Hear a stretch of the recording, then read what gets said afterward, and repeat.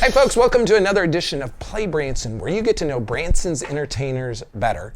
And for the first time on the show, we have a new artist in town, Steve Sanders. He's that mentalist guy, and he's got a new show, and really looking forward to talking to him today. And one of the things I do want to also mention, something that is coming up that was recently announced coming to Branson, is Nick Wallenda. And his Xerxes is coming to Silver Dollar City this summer. If you haven't seen Nick, he is the king of the high wire. He's got 11 Guinness World Records and has a list of never before seen death-defying feats. He's performed all over the world, all over the United States. He's had tens of millions of viewers on television. He's crossed the Grand Canyon on the tightrope wire, Niagara Falls, to walking blindfolded between towers in Chicago. And he has basically this deal of fear is a liar. And so he's going to be out at Silver Dollar City again this summer. He's been here in the past, but we're really looking forward to having him here back in Branson. If you're looking for Branson information as it relates to restaurants, periodically we like to let people know what's going on. The new flavor of Branson should be out on newsstands with new coupons for this next season. It lists pretty much almost every restaurant in town in that book. So if you're trying to figure out where you're going to eat while on vacation, be sure to go look for the flavor of Branson in a rack, probably in your hotel lobby, and you can do that. We also recommend going to bransonrestaurants.com. You can find coupons and those types of things there. And then if you are a local and you want to save on dining, you should check out the diningpassport.com. You can buy the Dining Passport, which will save you significant dollars on eating out. And with inflation going up, it is a great opportunity to have some big savings. So if you're a local, be sure to go to the diningpassport.com and buy your dining passport there. And you also help charity at the same time. We're going to be back in just a second with Steve Sanders. There are so many things to do in Branson.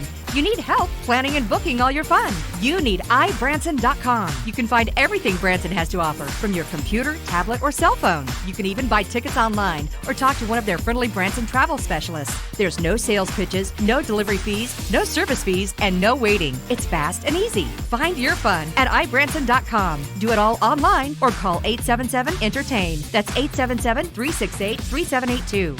iBranson.com.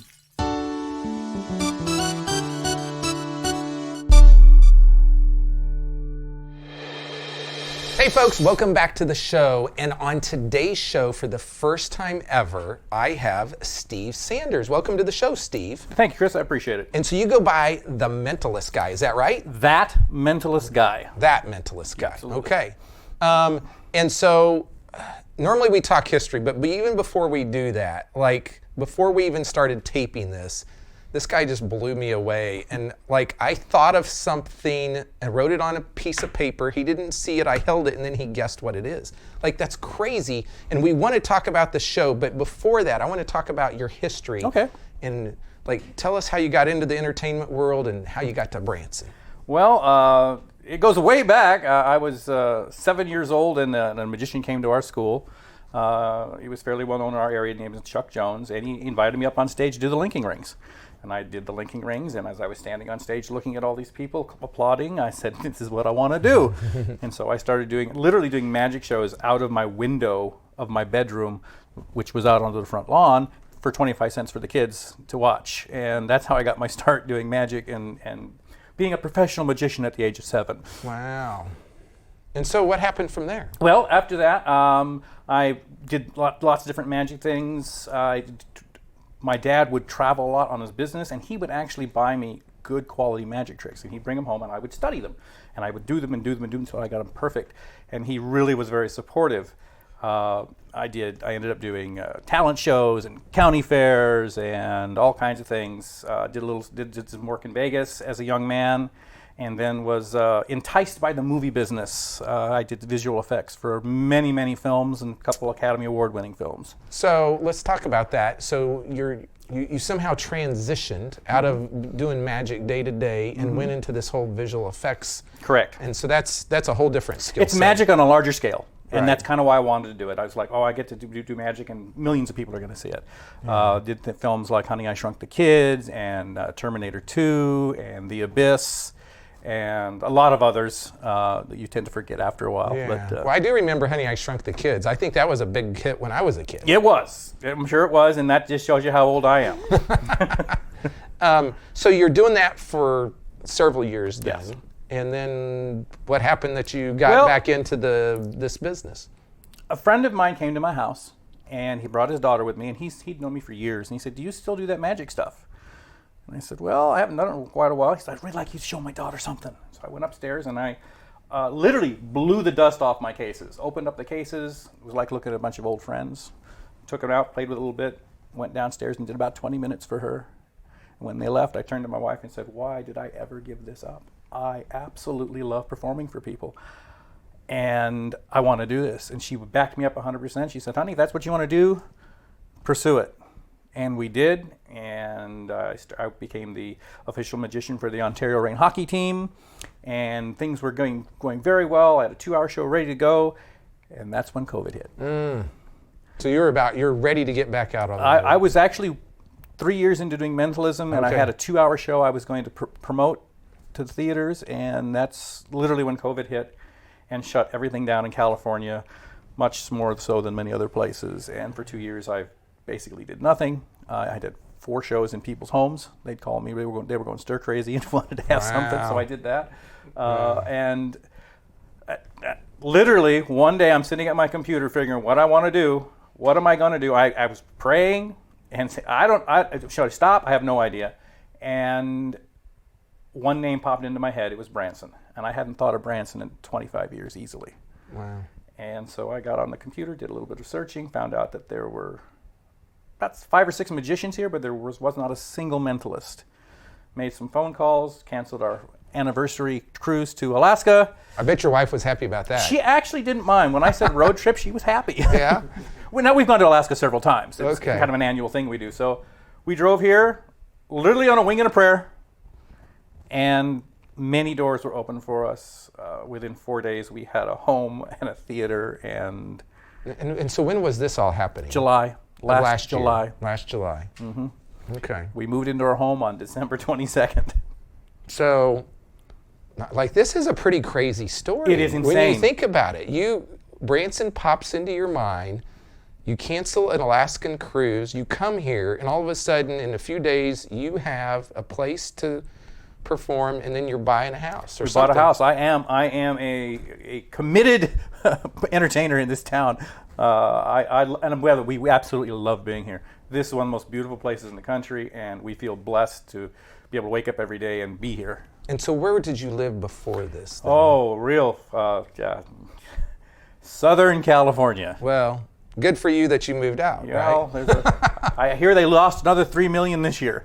Yeah. A lot of people leaving California, and as long as they don't bring it here. Yes. I always tell, and that's kind of funny because people will say we don't mind people from California, we just don't like California values. And we felt like we're coming home to our people when we came here. I mean, it was just everybody's been so nice to us. I've heard that the Branson community, especially the entertainment, can be somewhat closed because they're protective of themselves, and I understand that. But they opened their arms to us. They said, a lot of the top acts said, if there's anything I can do to help you, just let me know and I'll help. That's good. And I wasn't expecting that. That's good. And I wanted to be part of the entertainment family and part of the Branson community. So did you do any shows last year, or did it all start this year then for you? I did some preview shows at the Nashville Roadhouse Theater at the Branson Star for Stevie Lee Woods, his show. I did probably 4 in July, just little quick preview shows to get an idea of what I was going to do. I was originally going to start in December. For the Christmas, but trying to move a family across country, something was going to suffer, and I wasn't going to have the show suffer, and I wasn't going to have the family suffer. So, okay, I put it off until March. Yeah. So now we have a brand new show. You're here for the whole year, and I think this is a good place for us to stop because we're going to talk more about this show in just a moment. So we'll be right back.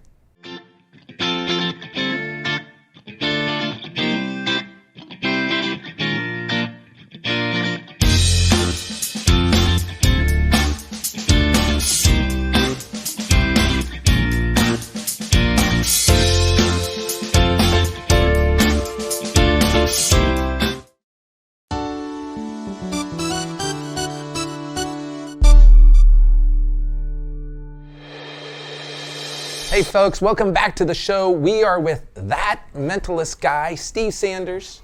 Steve, you've got a new show in town. Yes, sir. And it's you're kind of tell people what you're calling the name of the show, and then what is it about? I'm Steve Sanders, that mentalist guy, and the show is Mysteries of the Mind. We explore the different aspects of the mind, mind reading, thought projection, predictions, and we have a lot of fun. Yeah. And so some people may be saying that's kind of weird. What do you say to that? Like, well, one of the things I say right at the beginning of my show is I have absolutely no supernatural powers, none, even though at times it may seem that way. And it's all showmanship. It's knowing how to read people. I started playing poker at a very young age and learned how to read tells and things like that. I have a background in psychology, so I use that. That all comes together. And there's magic tricks involved too, so it's a little bit of fun all the way around. Yeah. So, but at the end of the day, you're not going to tell people how you do this. No, that would kind of take the fun away now, wouldn't it? It would. My wife doesn't even know how I do most of this stuff, and she doesn't want to know. She says, I don't want the magic to go away. Yeah. So, when people go to the show, kind of walk through, what's that show going to be like? Well, the first half of the show is pretty much what would we call pure mentalism, mind reading, and it's a very, very interactive show, probably the most interactive show in town. We bring a lot of people up on stage. We never embarrass anybody. I appreciate everybody in the audience. I would never think of doing that, but we talk about movies, and we have different ways of showing you how people's minds work, and how I'm able to get into their minds and show you what they're thinking. Yeah. It's kind of crazy.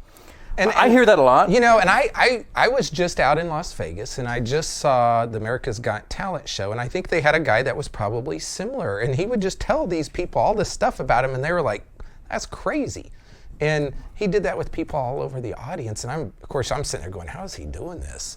And so it was, I think I probably talked more about him than the other acts I saw in the show, just because it was wild. And I have a feeling, because I haven't seen your show yet, but I have a feeling that's kind of what you do. Very similar to that.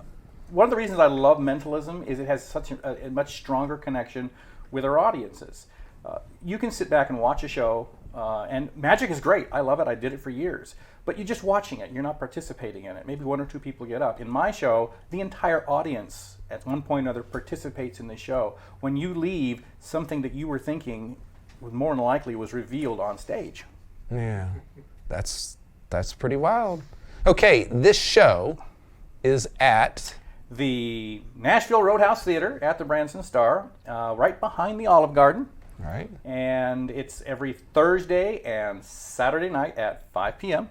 Okay. So people could go to that show and then still go to another show later. And how long is your show? It's about 2 hours, okay. And which is unusual for a mentalist show. Usually they're about 45 minutes to an hour, but I wanted something really unique for Branson. Mm-hmm. And the second half of our show is very theatrical. We go back to 1880s London. We talk about Jack the Ripper and other serial killers of that time, and then we talk about a little boy who wanted to try and win a bicycle at a carnival. So the second half is completely different from the first half. You basically get 2 full shows. But it's all related to the mentalist. All related to the mentalism. So, how many other people are out there doing this, or do you even know? I mean, do you guys have like a network or a group of mentalists? Mentalists are a subsection of magicians. There's nowhere near as many as there are magicians. Obviously, mm-hmm. Most mentalists can do magic. Some are just do pure mentalism. It's a very small community. There's probably 15 or 20 top guys in our country, and probably another 15 or 20 in Europe. Yeah. And most of us know each other or know of each other. Yeah. And so how did you learn this, or how did you? Well, years. Again, I spent years observing people, and my background in psychology helped a lot. And as I got older, I started to get a little arthritis in my hands, and so manipulation became something that wasn't the best thing I could think of doing. But mentalism, as long as I can keep this sharp, I can do until I don't want to do it anymore. Yeah. And I'm not sure that'll ever happen. So you've been here in Branson now for about 6-7 months full time, and so what's kind of been your experience here? What do you like to do? Well, we moved in December, and we started our shows in March. So from December to March, it was trying to get the house settled in, and then focusing on getting this 2-hour show up and running, and that took pretty much all of our time until a week before the show. So we haven't got to do a lot of things around here.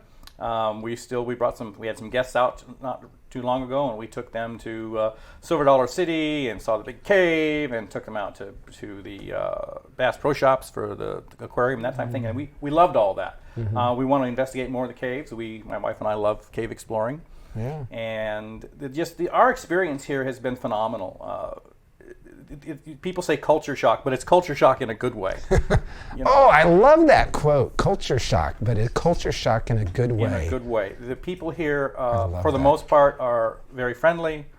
You can walk in, you'll be sitting in a fast food place, and they'll just strike up a conversation with you. California, people would be ducking underneath the tables, worried they're going to get shot. Yeah.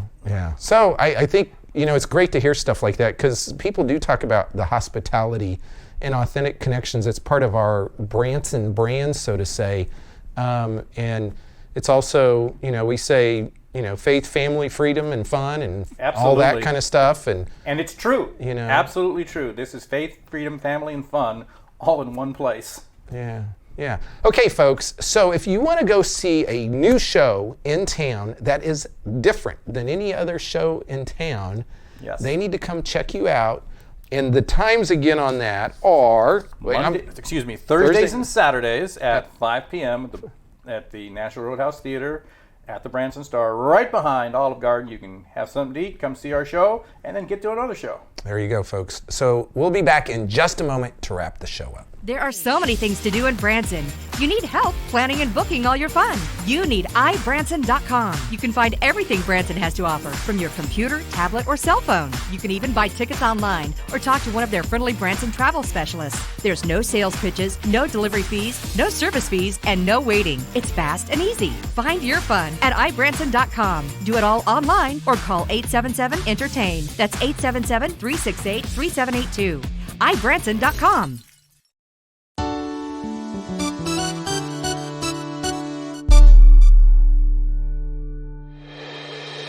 Hey folks, welcome back to the show, and Steve Sanders was amazing. Now, one of the things you just did not see actually off camera is I thought of a name, I wrote it on a piece of paper, he stuck it in his wallet, I put my hands over the wallet, and then he told me what I wrote on that piece of paper, and it was mind-blowing.